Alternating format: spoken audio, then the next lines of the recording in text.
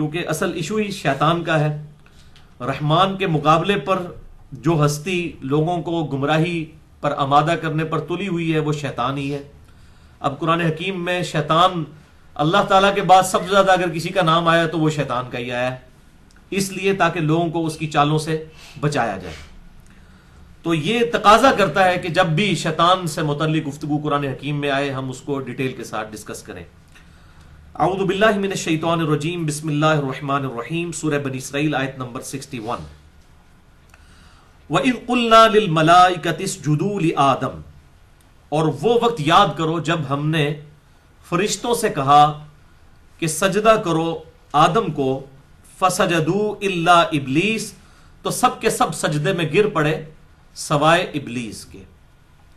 اچھا، ابلیس جو ہے وہ فرشتوں میں داخل نہیں تھا، لیکن جب حکم ہو رہا تھا اس وقت وہ بھی اس میں شامل تھا. مثال کے طور پر ایک کلاس کے اندر 50 اگر میل سٹوڈنٹس ہوں اور ایک فیمیل سٹوڈنٹ ہو، اور جو کلاس کا ریپریزنٹیٹو ہے سی آر، وہ ٹیچر کے آنے پر کہے کہ بوائز سٹینڈ اپ، تو اس سے مراد یہ نہیں ہوگا کہ وہ جو ایک لڑکی ہے اس نے کھڑا نہیں ہونا.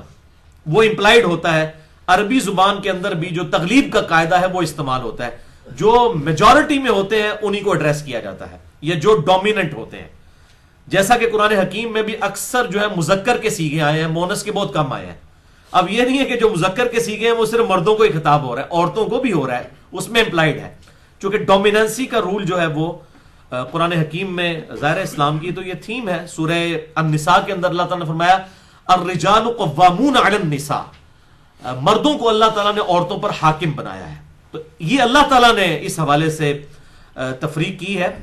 As far as human dignity is concern, جہاں تک انسانیت کی عزت کا معاملہ ہے وہاں پر مرد اور عورت اسلام میں برابر ہیں، ان میں کوئی فرق نہیں ہے.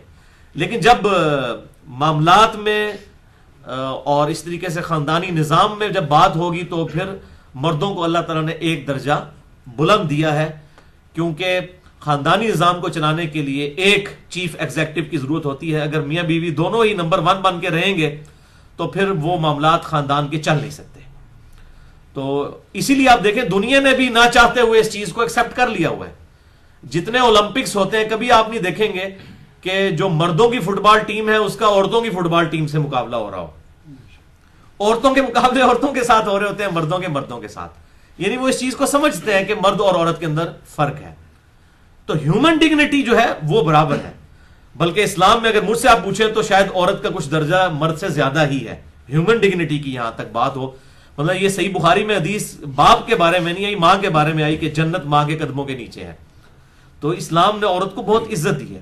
لیکن جہاں خاندانی ادارے کی بات ہوگی وہاں پھر مرد کی ڈومیننسی ہوگی، کیونکہ معاشرتی معاملات میں مرد کو ایکسپوئر زیادہ ہوتا ہے.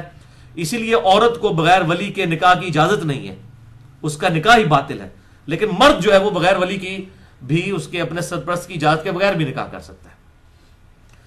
تو اس کے اندر امپلائڈ تھا کہ وہ فرشتوں کے ساتھ اس شیطان کو بھی حکم تھا، ورنہ اگر اس کو حکم نہ ہوا ہوتا تو وہ فوراً کہہ دیتا کہ مجھے تو حکم نہیں ہوا. اب یہاں آپ دیکھیں گے کہ باقاعدہ اس نے ڈیبیٹ کی ہے کہ میں نے سجدہ کیوں نہیں کیا. قرآن حکیم میں 7 دفعہ قصہ آدم اور ابلیس آیا، لیکن 6 جگہ پر یہ ٹروتھ ریویل نہیں ہوا کہ آخر شیطان نے سجدہ کیوں نہیں کیا. جبکہ اللہ تعالیٰ تو قرآن حکیم میں بار بار یہ بات ارشاد فرماتا ہے کہ فرشتے انسان اور جن پھر بھی اللہ تعالیٰ کی نافرمانی کرتے ہیں، لیکن فرشتے اللہ تعالیٰ کی نافرمانی نہیں کرتے. تو کیا وجہ ہے کہ شیطان فرشتہ ہونے کے باوجود اس نے کیوں نافرمانی کی؟ کیونکہ اس میں بھی آپ دیکھیں، اس میں آتا ہے کہ فرشتوں کو حکم ہوا، ابلیس نے انکار کر دیا. تو اس سے تو یہی لگ رہا ہے کہ وہ ابلیس بھی فرشتہ تھا. لیکن سورۃ الکہف میں چل کر آئے گا، اس سے اگلی سورت میں، کان من الجن ففسق عن امر ربہ، وہ جنوں میں سے تھا اس لیے اس نے اپنے رب کی نافرمانی کی. تو اب قرآن حکیم میں اگر آپ 6 دفعہ قصہ آدم اور ابلیس پڑھ لیں، جب تک سورۃ الکہف میں نہیں پڑھیں گے نا آپ کو 6 دفعہ پڑھ کے بھی بات سمجھ نہیں آئے گی. اسی لیے میں یہ کہتا ہوں کہ یہ قرآن حکیم سے اگر ایک صفحہ بھی پھاڑ دیا جائے نا تو یہ قرآن ہدایت کے لیے کافی نہیں رہے گا.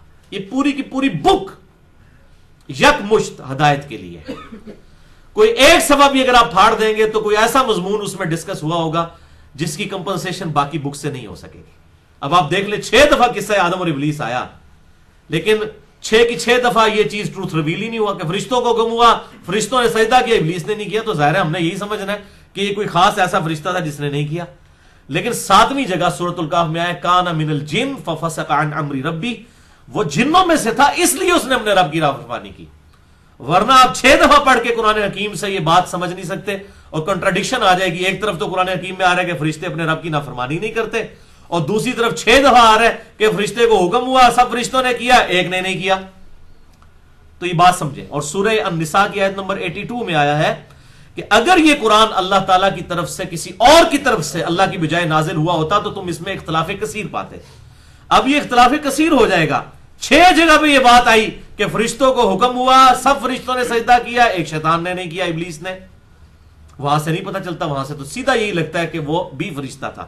لیکن 7واں مقام سورۃ الکہف میں ایسا ہے جس میں صرف ایک ہی جگہ پر یہ ٹروتھ ریویل ہوا کہ کان من الجن، وہ جنوں میں سے تھا، ففسق عن امر ربی، اس لیے اس نے اپنے رب کے حکم کی نافرمانی کی.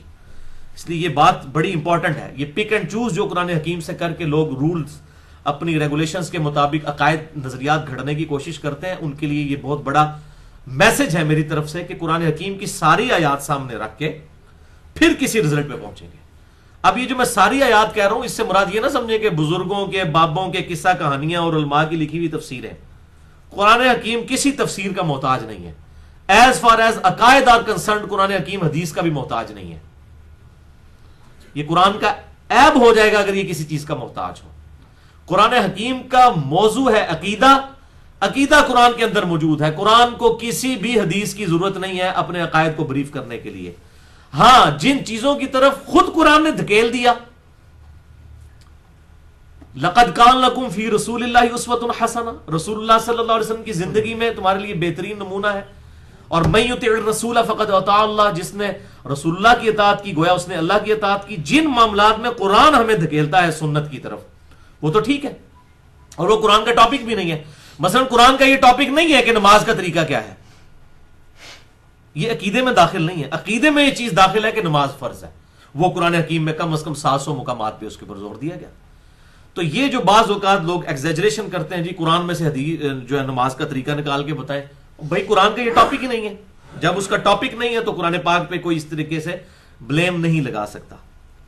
یہ اسی طریقے سے بلیم ہے کہ آپ بیالوجی کی بک میں کہیں کہ جی جو ہے وہ 4th آرڈر ڈیفرینشیل ایکویشن کا ذکر بیالوجی میں کیوں نہیں موجود ہے، وہ میتھمیٹکس کا سبجیکٹ ہے، وہ الگ سے. تو قرآن حکیم کا ٹاپک ہے عقیدہ، اس لیے قرآن حکیم میں عقائد بالکل کلیئر کٹ آئے ہیں. قرآن حکیم نہ کسی حدیث کا محتاج ہے، نہ کسی بزرگ کے قول کا محتاج ہے، نہ کسی محدث کا محتاج ہے. یہ 2 گتوں کے اندر ایک محفوظ کتاب ہے، یہ بالکل پرفیکٹ کتاب ہے. تو بعض لوگ حدیث کی حجیت کے اوپر بحث کرتے ہوئے اس حد تک غلو میں چلے جاتے ہیں کہ وہ قرآن حکیم کو بھی حدیث کے انڈر لے آتے ہیں. اور کچھ لوگ جو ہیں وہ 2 ہاتھ آگے بڑھ جاتے ہیں، وہ کہتے ہیں نہیں ہمارے بزرگ بابے جو ہمیں بتائیں گے نا اس کے مطابق ہم نے قرآن کو سمجھنا ہے. اور یہ اکثر مجھے لوگ کہنا چاہیے ہر آیت کا ایک شان نزول بھی ہوتا ہے. او پائی شان نزول جو بھی ہو آیت کا، اس سے قرآن حکیم میں کوئی فرق نہیں پڑتا. قرآن حکیم میں رولز بیان ہوئے ہیں، وہ رولز جو ہے وہی ہمارے لیے پرفیکشن ہے. مثال کے طور پر یہ ٹریفک سگنل کا جو قانون بنایا گیا کہ گرین بتی کے اوپر آپ نے گاڑی چلا دینی ہے اور ریڈ بتی کے اوپر آپ نے روک دینی ہے، اس کا شان نزول جو بھی ہو اینڈ رزلٹ یہی رہے گا. یعنی دنیا میں کہیں یہ نہیں ہوگا کہ گرین بتی کے اوپر آپ نے رک جانا ہے اور ریڈ پہ چلنا شروع کر دینا، یہ ہوگا؟ تو اس کا شان نزول کیا تھا کہ یہ ریڈ کلر کیوں رکھا گیا، اس کے لیے گرین کلر کیوں رکھا گیا، اس سے کوئی فرق ہی نہیں پڑتا. اینڈ رزلٹ یہ ہے کہ گرین پہ آپ نے چلنا ہے، ریڈ پہ آپ نے رکنا ہے. ہو سکتا ہے کسی کے دماغ میں ریڈ کلر وہ انہوں نے بلڈ کی وجہ سے رکھا ہو کہ خطرے کا نشان ہے، گرین کلر جو ہے وہ گرینری کی وجہ سے پلانٹ کی وجہ سے رکھا ہو. اس کی آپ جتنی بھی مرضی توجیحات پیش کریں، اس کا اینڈ رزلٹ یہ نہیں نکلے گا کہ آپ نے ریڈ کے اوپر چلنا ہے اور گرین پہ رکنا ہے، یہ نکلے گا نہیں. اسی طریقے سے قرآن حکیم میں جتنی بھی آیات بیان ہوئی ہیں، اکثر لوگ جب ان کے عقیدے کے خلاف ہوتی ہیں وہ کہتے ہیں شان نزول تک ہو. اور بھائی ایاک نعبد و ایاک نستعین اگر آیا ہے نا، اے اللہ تیری ہی عبادت کرتے ہیں، غائب میں مدد کے لیے صرف تجھی کو پکارتے ہیں، ایک تو ظاہری اسباب، وہ تو ٹھیک ہے، وتعاونوا علی البر والتقوی ولا تعاونوا علی الاثم والعدوان. لیکن ایک ہے غائب میں پکارنا، صرف اللہ ہی کو پکارتے ہیں. تو اس کا شان نزول جو بھی ہو اینڈ رزلٹ یہی ہوگا. اگر شان نزول سے یہ کوئی سمجھتا ہے کہ اس سے کوئی یا علی مدد یا شیخ عبد القادر جیلانی مدد یا رسول اللہ مدد اسے ثابت کرے گا تو وہ کسی بھول میں ہے. قرآن حکیم میں جو بات آئی ہے آخری صفحے تک اس کے خلاف کوئی بات نہیں آئے گی. شان نزول جو بھی ہو اس سے فرق نہیں پڑتا. یہ نہیں ہو سکتا کہ شان نزول کو آپ لے کے تو قرآن کے روز کو ہی بدل دیں گے. اینڈ رزلٹ وہی رہے گا. کتاب فصلت آیات، یہ کتاب وہ ہے جس کی آیات اللہ نے تفصیل کے ساتھ کھول کر بیان کر دی ہے. تو یہ میں نے گفتگو یہاں پر ضروری سمجھی کیونکہ یہ موقع تھا کہ میں یہاں پر یہ اس کو ایڈریس کر دیتا.